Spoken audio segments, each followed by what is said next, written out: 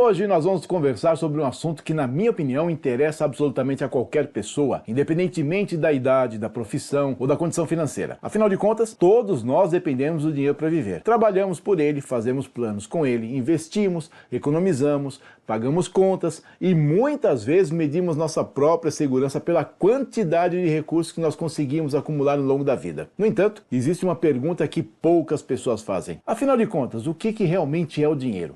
Essa pergunta parece simples, mas a resposta está longe de ser fácil. E foi justamente por isso que eu resolvi gravar esse vídeo atendendo o pedido do nosso inscrito Black Grau, que escreveu os comentários. O senhor poderia falar sobre dinheiro versus ouro versus cartões e controle? Eu achei uma sugestão excelente, porque esse é um tema que envolve economia, história, tecnologia, geopolítica e principalmente sobrevivencialismo. Quem acompanha o canal sabe que preparação não significa apenas armazenar água, alimentos ou equipamentos dos mais variados. Preparação também envolve compreender o mundo em que nós vivemos e perceber como determinadas mudanças podem afetar diretamente a vida da nossa família. Esse vídeo aqui, ele não pretende dizer que o mundo vai acabar amanhã, nem alimentar teorias sem fundamento. O objetivo é analisar fatos históricos, observar tendências que já estão acontecendo e discutir a forma racional quais são as vantagens e limitações de cada forma de riqueza que utilizamos atualmente. A partir dessas informações, cada um poderá tirar suas próprias conclusões. Existe uma característica interessante da história humana. Ela raramente se repete exatamente da mesma forma, mas costuma ficar próximo. Os personagens mudam, a tecnologia evolui, os países assumem posições diferentes no cenário internacional, mas muitos dos problemas continuam sendo essencialmente os mesmos. Quando nós olhamos para trás, nós percebemos que impérios nasceram, cresceram e simplesmente desapareceram. Moedas fortes perderam completamente o valor, governos mudaram regras econômicas da noite para o dia, populações inteiras perderam suas economias por causa da inflação ou de decisões políticas. Tudo isso aconteceu muito antes da internet existir. Talvez seja justamente esse o primeiro ponto que nós precisamos compreender. Nós tendemos a acreditar que o sistema financeiro atual sempre existiu, mas isso não é verdade. Na realidade, ele representa apenas um pequeno capítulo de uma história que começou há milhares de anos. Imagine uma pequena comunidade, não existiam bancos, não tem cartão, Pix, aplicativos ou moedas. Se um agricultor produzia trigo e precisava de carne, ele precisava encontrar alguém que tivesse carne e ao mesmo tempo precisasse de trigo. Esse sistema era conhecido como escambo e funcionava enquanto as comunidades eram pequenas. O problema começava quando as necessidades deixavam de coincidir. Imagine você produzindo cerâmica e precisasse comprar uma cabra. O criador de cabra talvez não estivesse precisando de vaso de barro naquele momento. Você teria que encontrar uma terceira pessoa que aceitasse os seus vasos, trocá-los por outro produto e só depois tentar adquirir a cabra. Você percebe como é que esse sistema rapidamente se torna ineficiente? Muita gente fala que essa é a solução. Foi justamente essa dificuldade que levou diversas civilizações a procurar um elemento que pudesse ser aceito por todos como meio de troca. Ao longo da história, praticamente tudo já foi utilizado como dinheiro. Sal, conchas, peles de animais, sementes, tecidos e até grandes pedras serviram em determinados momentos como forma de pagamento. O problema é que muitos desses materiais eram perecíveis, difíceis de transportar ou extremamente fáceis de falsificar. Foi então que os metais começaram a ganhar importância. Primeiro o cobre, depois a prata e principalmente o ouro. Aqui vale a pena fazer uma pausa para refletirmos sobre uma curiosidade histórica. O ouro nunca foi importante porque alguém decretou que ele seria valioso. Na verdade, aconteceu exatamente o contrário. O ouro se tornou valioso porque milhões de pessoas ao longo dos séculos perceberam que ele reunia características extremamente interessantes para funcionar como reserva de riqueza. Ele é raro, mas não impossível de encontrar, não enferruja, não apodrece, pode permanecer enterrado durante centenas de anos sem perder suas propriedades. É divisível, relativamente fácil de transportar em pequenas quantidades e praticamente impossível de ser produzido artificialmente em escala econômica. Essas características fizeram com que o ouro atravessasse civilizações inteiras, mantendo sua capacidade de preservar riqueza. Egípcios, gregos, romanos, persas, chineses e inúmeros outros povos utilizaram o ouro como símbolo de riqueza e poder.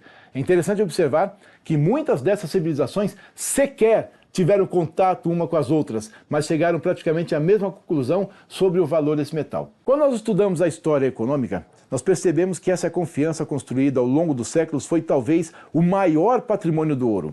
Afinal de contas, dinheiro só funciona porque existe confiança. Se amanhã todos decidissem que determinada nota não vale mais nada, ela imediatamente deixaria de cumprir sua função. O valor do dinheiro depende da confiança coletiva. E é justamente por isso que eu gosto de dizer que o dinheiro é, antes de tudo, um acordo social. Não importa se nós estamos falando de uma moeda de ouro, de uma moeda de R$ 100 ou de um saldo exibido na tela do celular. Nenhum desses objetos possui valor por si só. Eles representam valor porque a sociedade acredita que poderão ser utilizados posteriormente para adquirir bens e serviços. Durante muitos séculos, essa confiança esteve diretamente ligada aos metais preciosos. As moedas possuem ouro ou prata em sua composição e, por esse motivo, seu valor estava no próprio metal. Com o passar do tempo, porém, surgiu um problema.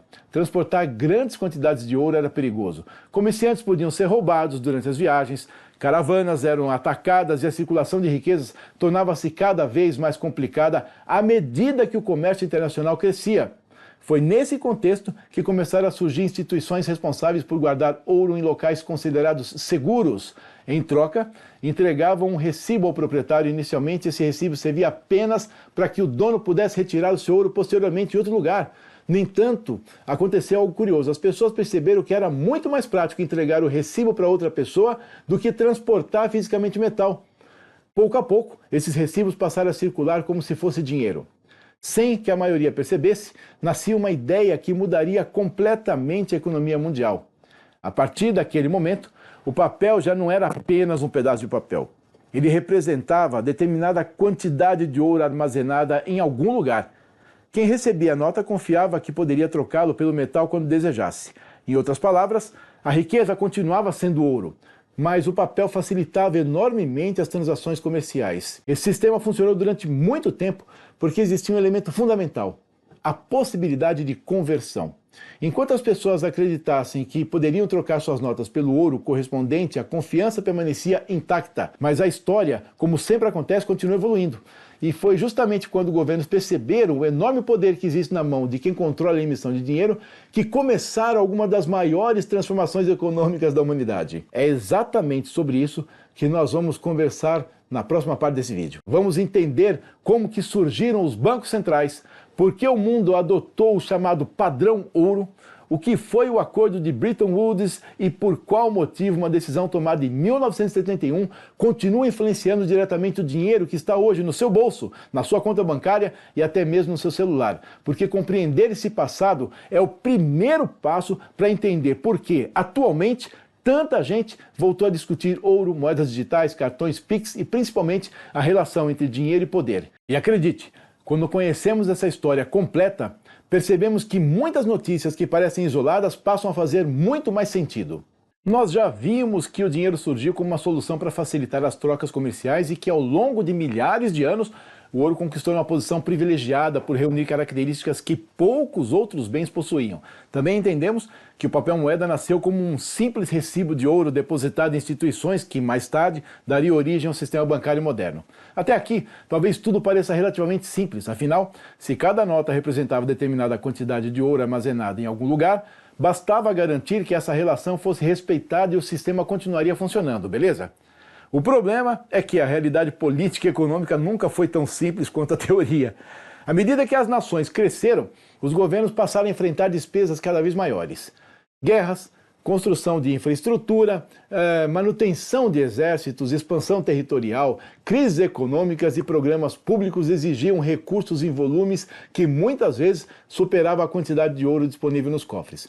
Foi então que alguns governantes descobriram uma tentação que atravessa séculos: emitir mais dinheiro do que realmente podiam garantir. Você conhece essa história, né? Imagine uma situação bastante simples. Suponha que um banco possua 100 quilos de ouro guardados em seus cofres e emita recibos correspondentes exatamente àquela quantidade. Enquanto todos os clientes mantiverem confiança no sistema, tudo funciona normalmente. Mas imagine agora que o banco resolve emitir recibos equivalentes a 120 quilos de ouro, embora continue possuindo apenas 100.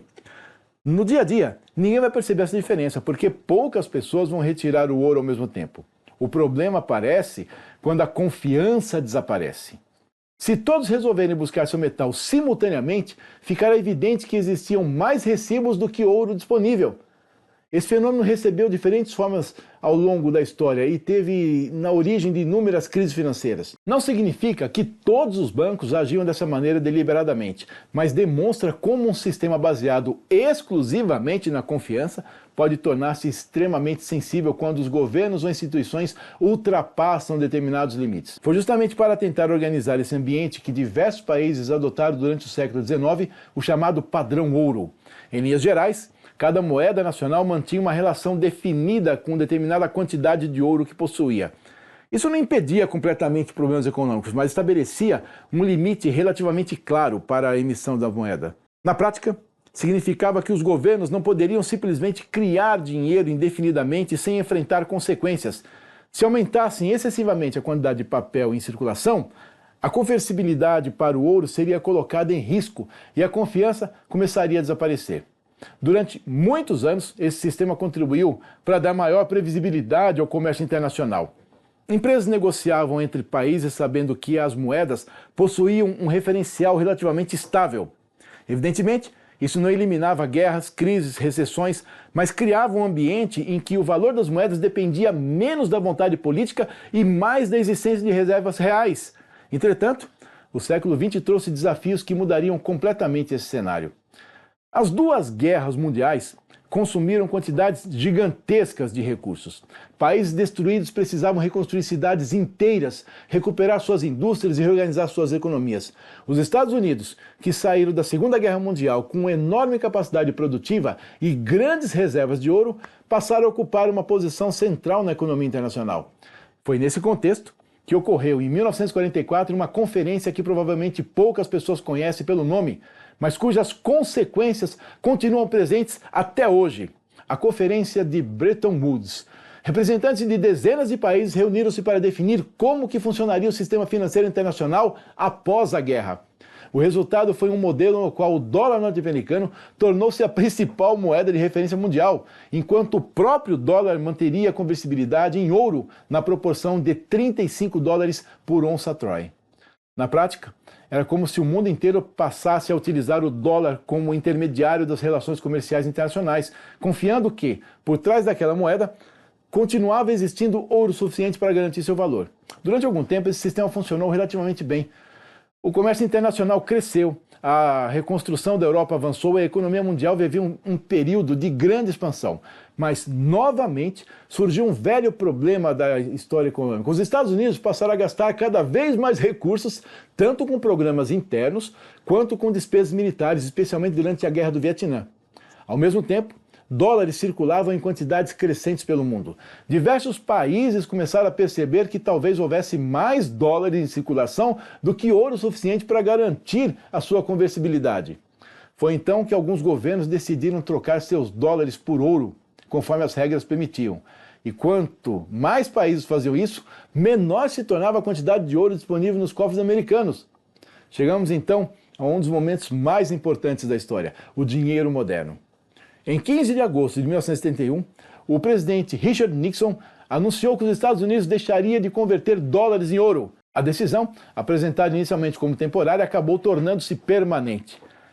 Pode parecer apenas uma notícia econômica, mas na realidade mesmo, aquele anúncio marcou uma ruptura histórica. Pela primeira vez, a principal moeda do planeta deixava de possuir uma ligação direta com metal precioso.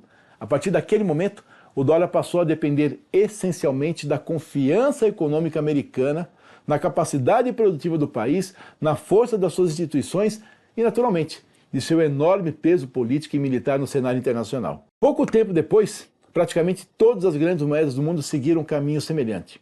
Isso significa que o dinheiro utilizado atualmente pela maioria das pessoas é conhecido como moeda fiduciária. A palavra vem do latim fiducia, que significa confiança. Observe como voltamos ao ponto inicial da nossa conversa.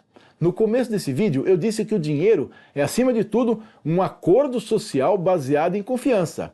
Hoje, isso é mais verdadeiro do que nunca. Quando você recebe um pagamento, por exemplo, por Pix, utiliza um cartão de crédito ou consulta o saldo de sua conta bancária, aquilo que aparece na tela representa um direito reconhecido pelo sistema financeiro. Não existe necessariamente uma quantidade correspondente de ouro esperando por você em algum cofre. Isso não significa que o dinheiro atual seja falso ou sem valor. Significa apenas que a sua sustentação ocorre de maneira diferente daquela existente durante o padrão ouro. Esse detalhe costuma gerar muita confusão. Algumas pessoas afirmam até que depois de 1971 o dinheiro deixou completamente de ter qualquer lastro. A realidade é um pouco mais complexa do que isso. Embora as moedas não sejam mais conversíveis em ouro, ela continua apoiada em diversos fatores econômicos. A capacidade de arrecadação dos governos, a produção de bens e serviços, o tamanho da economia e confiança dos investidores. Também a estabilidade política, o nível de endividamento, as reservas internacionais e a credibilidade das instituições influenciam diretamente no valor de uma moeda. Em outras palavras, a confiança não desapareceu, ela apenas mudou de fundamento, mudou de regra. Ao mesmo tempo, essa mudança trouxe uma consequência extremamente importante. Sem a limitação física imposta pelo ouro, os bancos centrais passaram a possuir muito mais flexibilidade para ampliar ou reduzir a quantidade de dinheiro em circulação conforme seus objetivos de política econômica. Faz o que quiser, na verdade. Essa capacidade pode ser extremamente útil em determinadas situações. Durante crises profundas, por exemplo, governos conseguem injetar liquidez na economia para evitar colapsos financeiros. Por outro lado, se essa expansão monetária ocorrer de maneira excessiva e sem responsabilidade, a inflação tende a crescer, reduzindo o poder de compra da população, como acontece aqui no Brasil. É justamente por isso que a inflação merece tanta atenção. Ela funciona como um lembrete permanente de que imprimir dinheiro por si só não cria riqueza. Se fosse assim, bastaria ligar impressoras 24 horas por dia para eliminar a pobreza em qualquer país do mundo. A riqueza verdadeira, ela continua sendo produzida pelo trabalho, pela indústria, pela agricultura, pela inovação tecnológica, pelos serviços e pela capacidade de uma sociedade gerar bens que realmente possuem valor. Quando existe muito dinheiro perseguindo poucos produtos, os preços tendem a subir. Esse é um princípio econômico relativamente simples, que é da oferta e procura, mas frequentemente esquecido nos debates públicos. Talvez agora você esteja se perguntando, se o ouro deixou de ser a base oficial do sistema monetário há mais de 50 anos, por que ele continua sendo tão valorizado? É mais do que isso, porque diversos bancos centrais, justamente aqueles que emitem dinheiro, continuam comprando toneladas de ouro todos os anos? Essa é uma pergunta extremamente interessante porque nos leva diretamente ao cenário geopolítico atual. Enquanto boa parte da população praticamente deixou de pensar no ouro, diversos governos continuam tratando esse metal como um ativo estratégico. Ao mesmo tempo, novas tecnologias de pagamento surgem em velocidade impressionante. Cartões tornaram-se praticamente universais. O Pix revolucionou as transações do Brasil e vários países estudam ou desenvolvem moedas digitais emitidas por seus próprios bancos centrais. Será que tudo isso representa apenas uma evolução natural? Ou mudanças também podem alterar a relação entre dinheiro, liberdade econômica e capacidade de controle? É exatamente essa discussão que nós vamos aprofundar agora. Nós chegamos agora a uma parte da nossa conversa que talvez seja a mais importante de todas, porque é justamente nela que o passado encontra o presente. Nós vimos até aqui que o dinheiro deixou de estar diretamente ligado ao ouro há mais de 50 anos e que, desde então, a confiança no sistema financeiro passou a depender muito mais da força das economias, da estabilidade das instituições e da credibilidade dos governos. Ao mesmo tempo, a tecnologia transformou completamente a maneira como movimentamos nossos recursos. Hoje, é perfeitamente possível passar semanas sem tocar em uma única nota de dinheiro. O salário entra diretamente na conta, as contas são pagas pelo celular, as compras são feitas com um cartão ou com um simples QR Code e em poucos segundos uma transferência percorre milhares de quilômetros sem que uma única cédula mude de mão. Se nós voltássemos apenas 30 anos no tempo e descrevêssemos essa realidade para a maioria das pessoas, provavelmente pareceria ficção científica. Entretanto, para quem nasceu mais recentemente, tudo isso parece absolutamente normal. É justamente aí que mora um detalhe interessante. Quando uma tecnologia se torna parte da rotina, nós deixamos de perceber o quanto passamos a depender dela. Pense, por exemplo, na energia elétrica. Nós só lembramos da sua importância quando ocorre um apagão.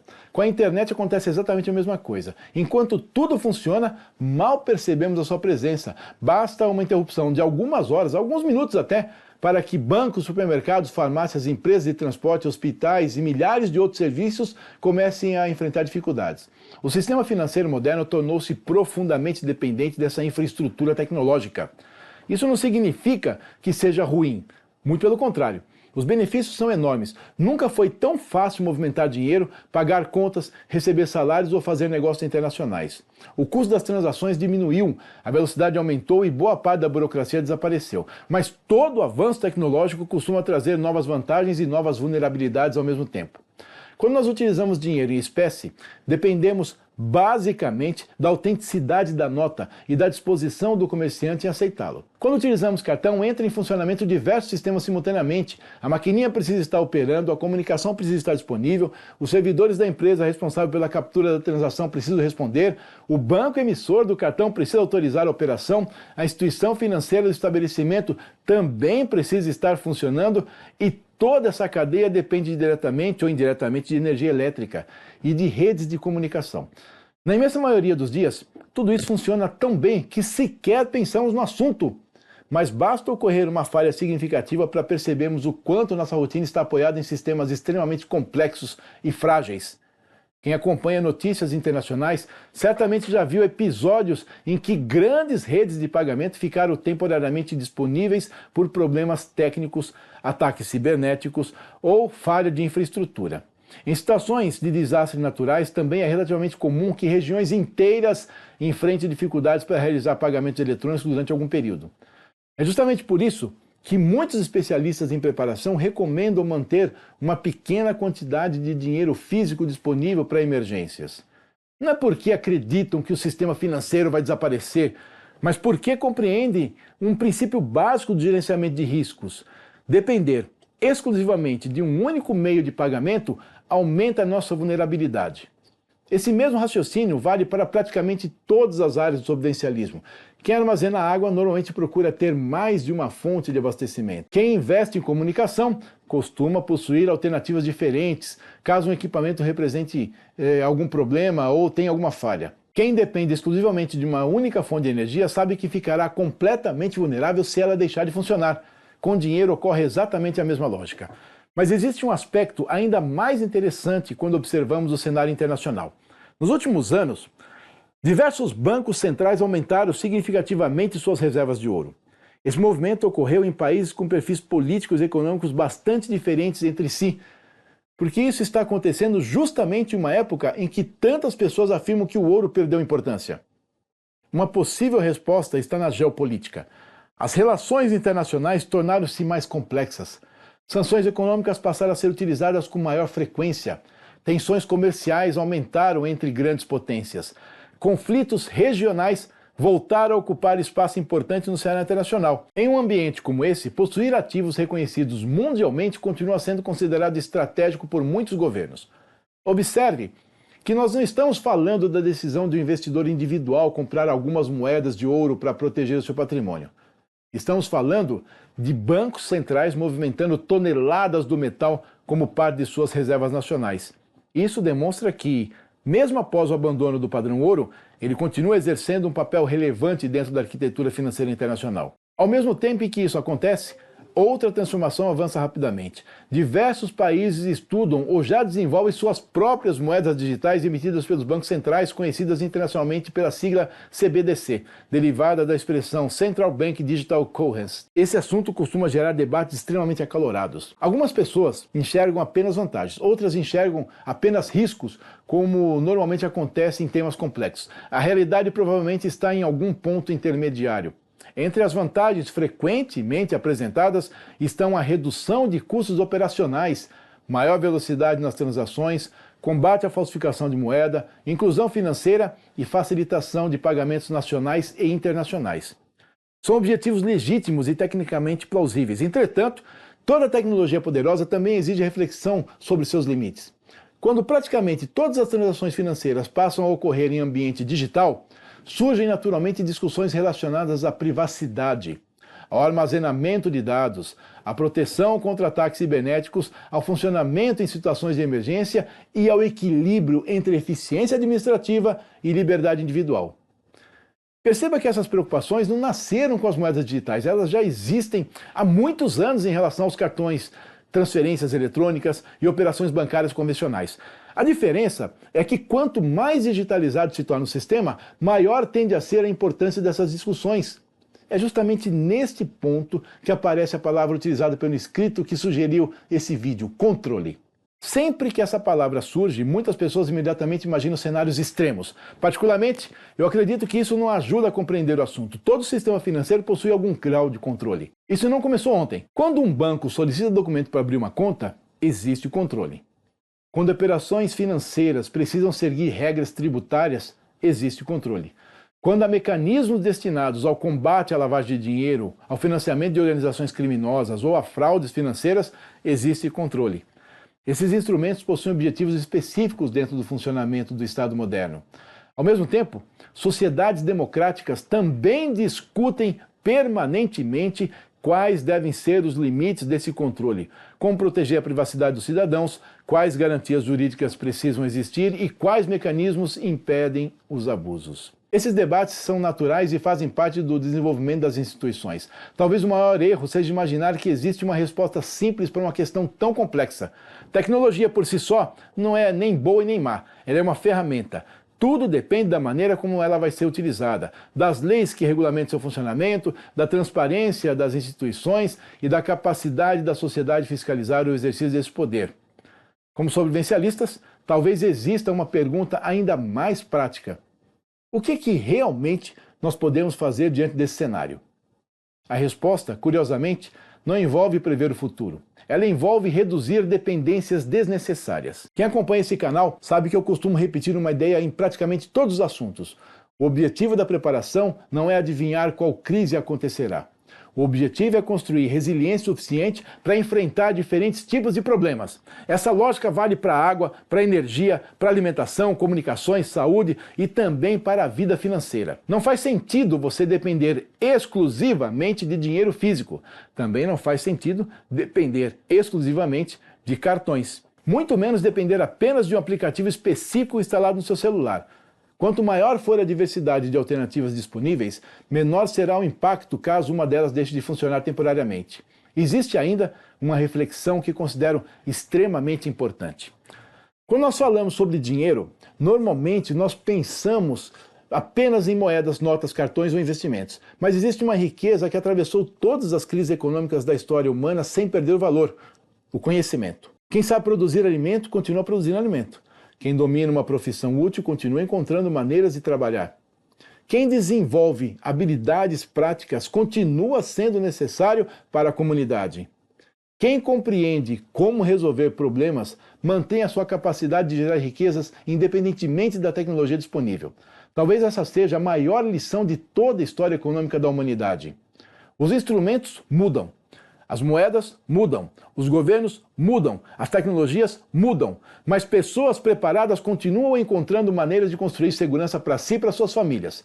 E é justamente sobre isso que nós vamos conversar na próxima parte desse vídeo, quando reuniremos todas essas informações para responder à pergunta mais importante de todas: como um sobrevivencialista prudente deve organizar sua vida financeira diante de um mundo que muda cada vez mais rápido.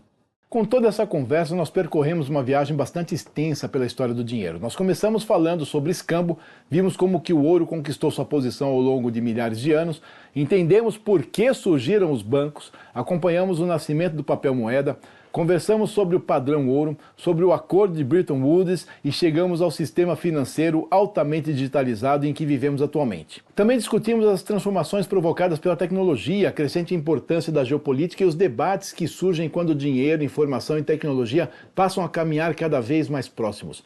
Mas para quem acompanha esse canal, existe uma pergunta muito mais importante do que toda essa história: o que fazer com esse conhecimento? Essa sempre foi a essência do sobrevivencialismo. Conhecimento sem aplicação prática tem valor limitado.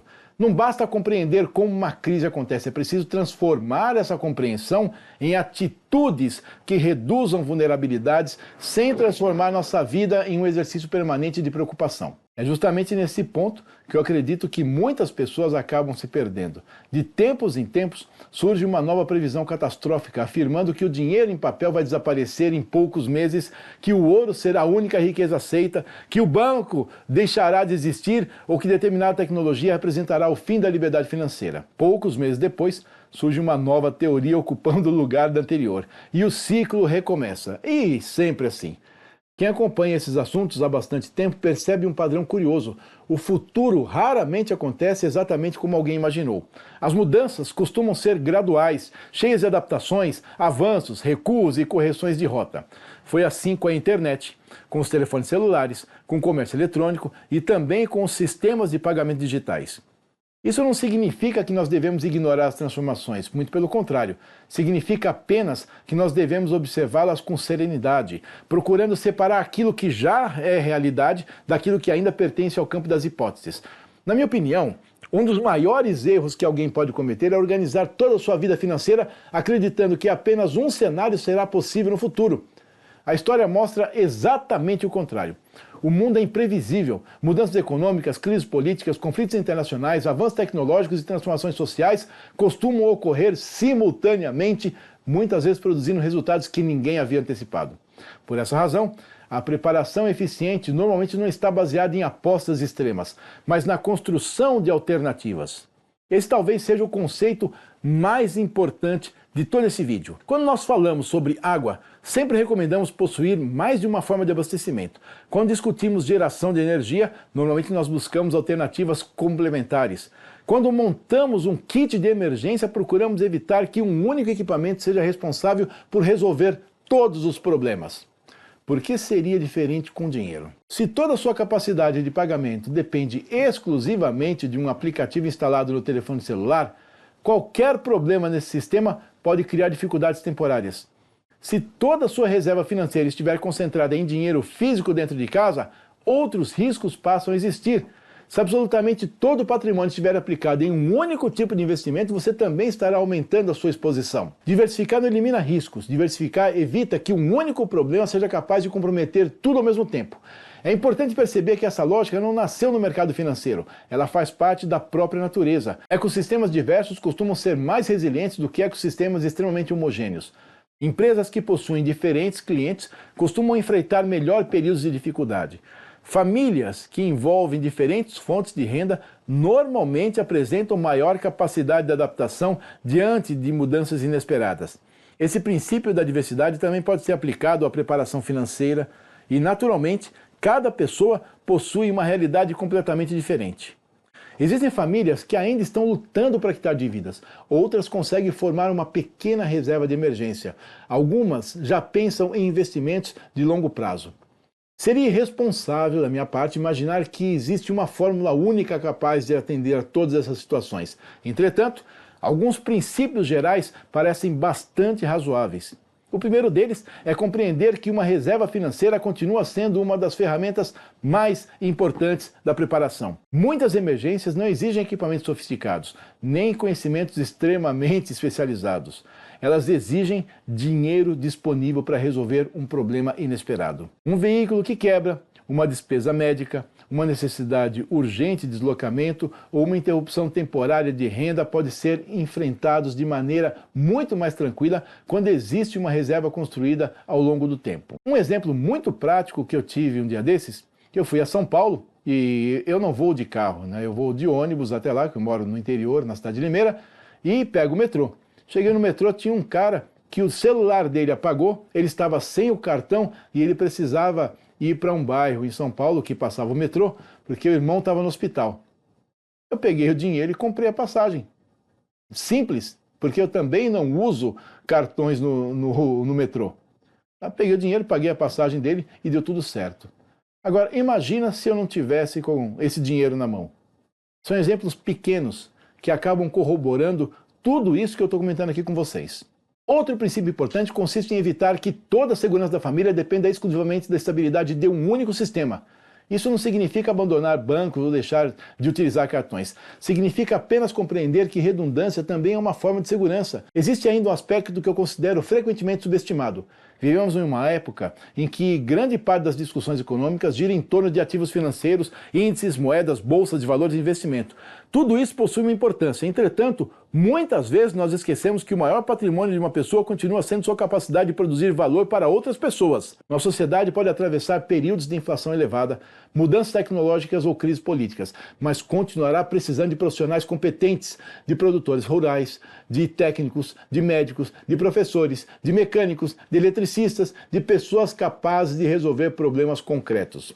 Sob esse ponto de vista, investir permanentemente em conhecimento talvez seja uma das formas mais sólidas de preservação patrimonial existentes. Equipamentos podem quebrar, aplicações financeiras podem oscilar, moedas podem perder valor ao longo do tempo. Conhecimento, experiência e habilidades práticas normalmente acompanham o indivíduo por toda a sua vida. Talvez seja exatamente por isso que eu sempre insisto na importância do aprendizado contínuo. O sobrevivencialismo nunca foi apenas sobre equipamentos. Ele sempre esteve relacionado ao desenvolvimento de competências, saber tratar água, prestar primeiros socorros, administrar recursos, planejar estoques, compreender logística, cultivar alimentos, interpretar informações e tomar decisões sob pressão são habilidades que permanecem úteis, independentemente do cenário econômico. Quando nós observamos os grandes acontecimentos da história, percebemos que pessoas preparadas costumam apresentar uma característica em comum. Elas não gastam energia tentando adivinhar exatamente qual será a próxima crise. Ao invés disso, elas concentram seus esforços em construir uma base sólida capaz de suportar diferentes tipos de dificuldades. Essa diferença de mentalidade é extremamente importante. Quem vive tentando prever datas normalmente acaba frustrado. Está aí a passagem do ano 2000. Quem trabalha para reduzir vulnerabilidades melhora a sua qualidade de vida mesmo que nenhuma grande crise aconteça. Se você formar uma reserva financeira e nunca precisar utilizá-la em uma emergência qualquer, ela continuará sendo útil para inúmeros outros projetos da sua vida.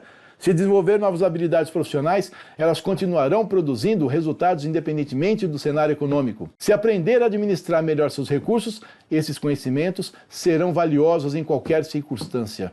É justamente por isso que eu costumo dizer que preparação responsável melhora a vida presente ao mesmo tempo em que reduz os impactos das incertezas futuras. Antes de nós concluirmos o pensamento, eu gostaria de voltar ao comentário que inspirou esse vídeo. Nosso inscrito perguntou sobre dinheiro, ouro, cartões e controle. Depois de toda essa conversa, eu acredito que a resposta mais honesta seja reconhecer que nenhum desses elementos isoladamente representa a solução para todos os problemas, de forma nenhuma.